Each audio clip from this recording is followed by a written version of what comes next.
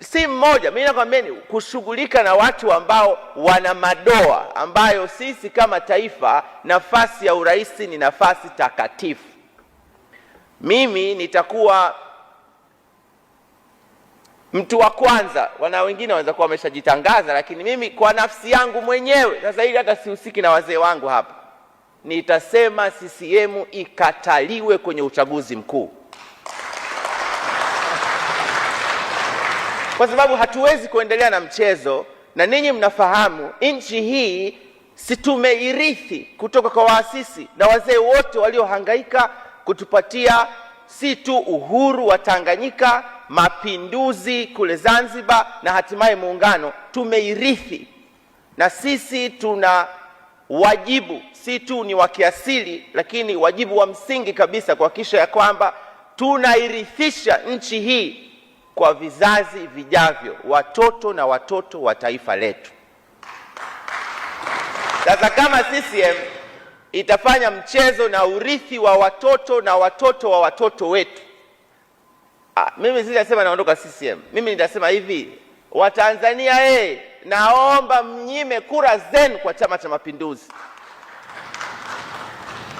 Na mimi namaanisha, ukumbuke nimekuja tume, nilikuwa mimi na urafiki, na mshukuru Mungu na watu wengi, nilimaanisha niliposema katiba inayopendekezwa haifai na haikupita katika mchakato ambao unaheshimu mawazo, maoni ya Watanzania.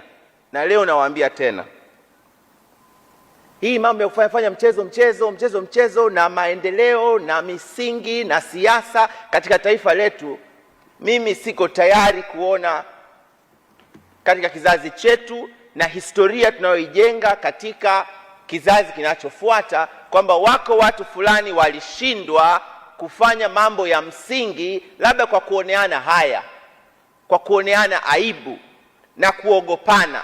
Mimi nimefundishwa muogope Mungu peke yake.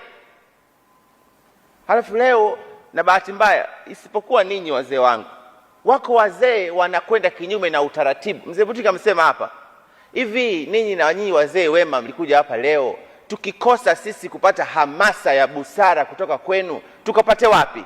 Kwa malaika? Tuliwahi kuishi na malaika hapa duniani? Sasa wazee mmegawika, mnafanya mambo yasiyofaa kila pahala, hata tunaona aibu kujinasibisha na ninyi. Mnataka tukikua tuseme tunataka kuwa kama nani? Mimi namuomba Mungu wale wazee wanaofanya kinyume na utaratibu, namuomba Mungu nikiwa mzee nisiwe kama wao hata siku moja.